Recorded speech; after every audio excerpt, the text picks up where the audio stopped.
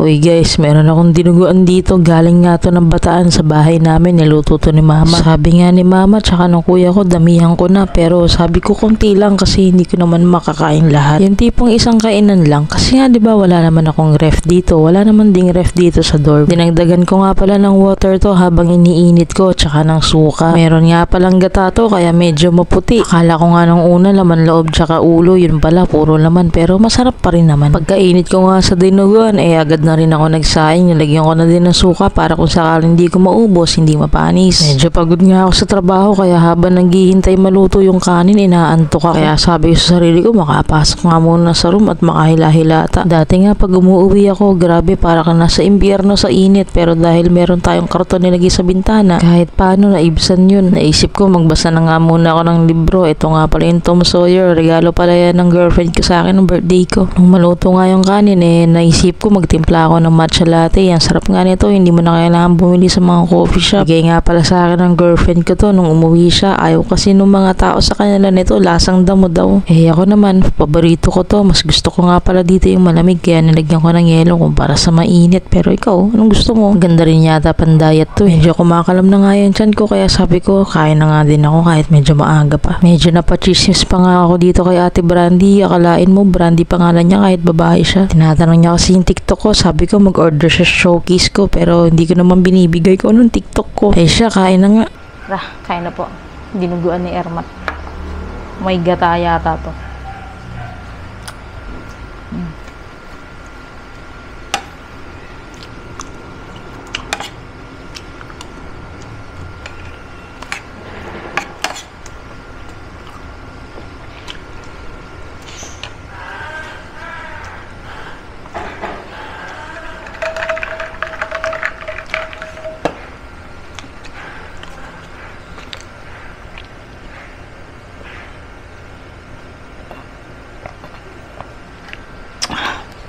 Tubig muna.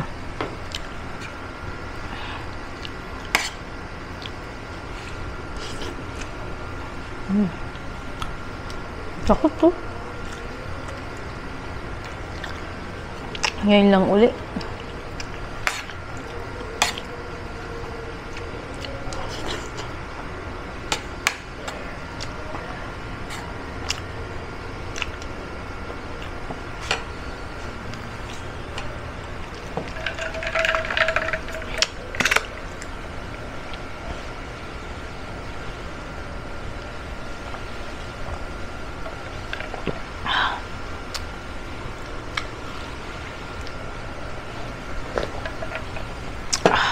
Sarap.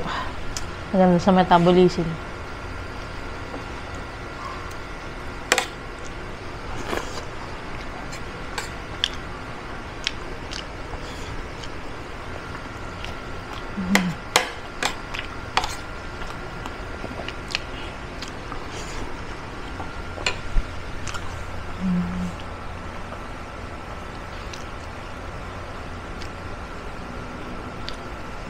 Ang hangin. Kahit di ka na mag-fan dito, pwede.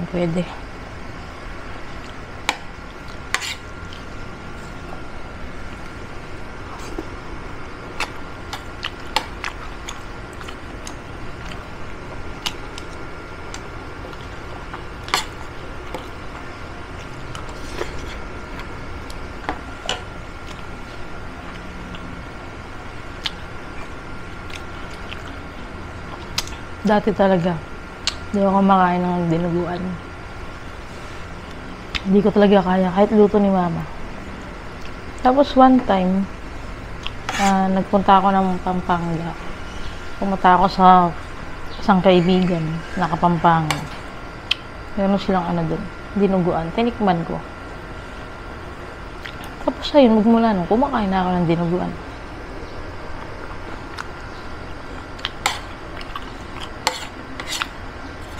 Sabi nga kasi nila, kumakain ako ng batchoy pero dinuguan hindi.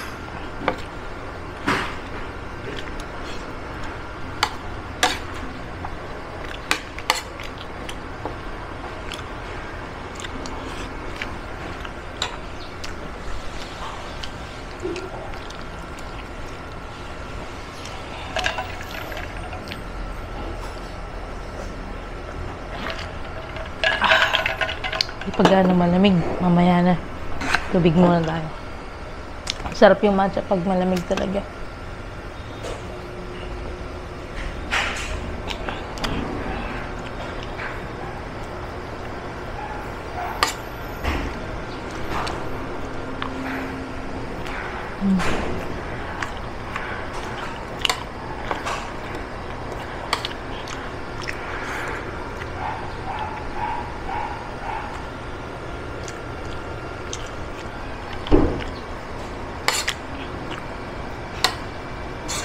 Sakit talaga.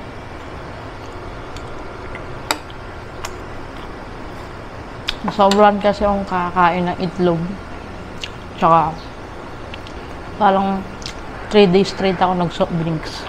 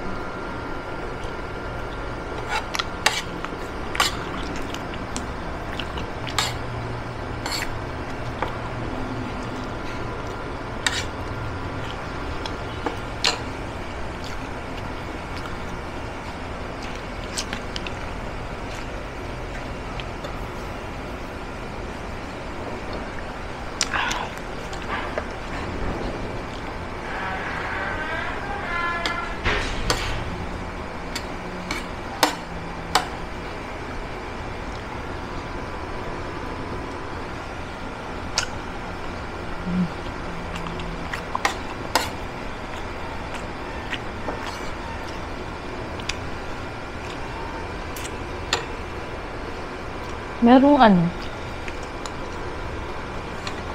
dito sa Zambales, merong kumausap sa akin na pulubi. As in, pulubi siya. Pero, nagkwento siya sa akin, parang dati siyang may kaya. Tapos, bumagsak. Tapos, sabi niya sa akin, mahilig ka bang kumain ng itlog? Kasi that time, yung mukha ko talagang, kasi from makinis na mukha, all of us, okay ko, puwing ako. Yung dating makinis na mukha ko. Kumbaga yung mga teenager, di ba? Nagkakaroon sila. Ako, late ako nagkaroon. Nasa 20s na ako, pa 30 na ako. Parang nasa mid-20s na ako nagkaroon ng pimples, mga acne, ganyan. Sabi niya sa akin, hilig ka ba sa itlog? Sobrang hilig ko talaga sa itlog. Sabi niya, tigilan mo kumain ng itlog, mawawala yan. Tapos yung tumigil akong magkain ng itlog. Parang nilimitahan ko na lang hanggang sa, hindi ko alam kung totoo ba. Wala naman kasi akong skincare. Bigla na lang din siyang parang nabawasan. No? Kasi, ako, nagkakaganto ako pag nasusobran ako sa matamis, sugar.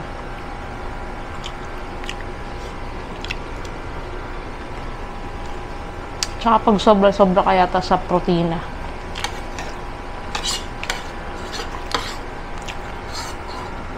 Carbs, ganyan. Ewan ko ba. Usog na ako. Meron pa dito. Hindi mo siguro mapapanis to. May suka naman. Dinagdagan ko suka. Tapos pinakuluan ko ng maigi.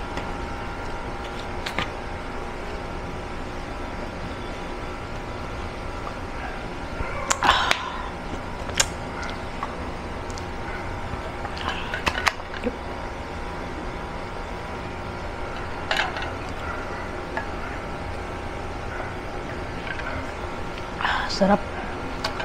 Lasang damo.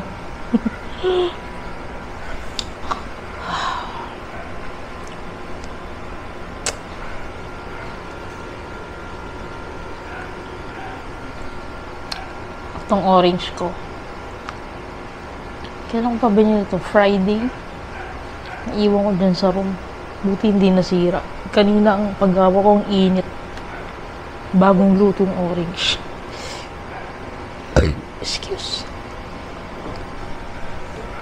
Nahirapan akong balatan. Sakit kasi ng kamay ko.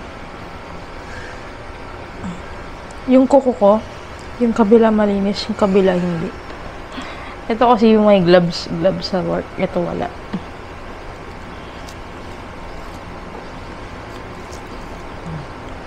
Hingin na natin to bago masira na tuluyan.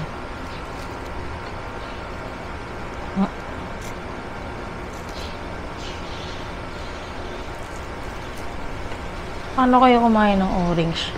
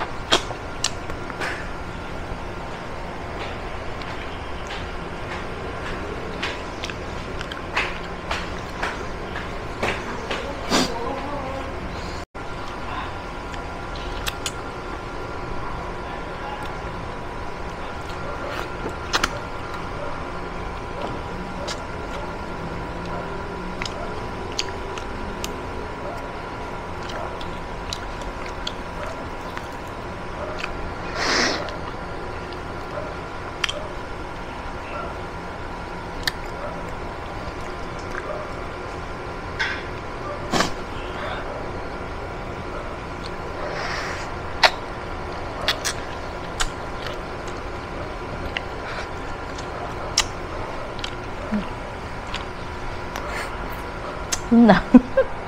Gina, habay na.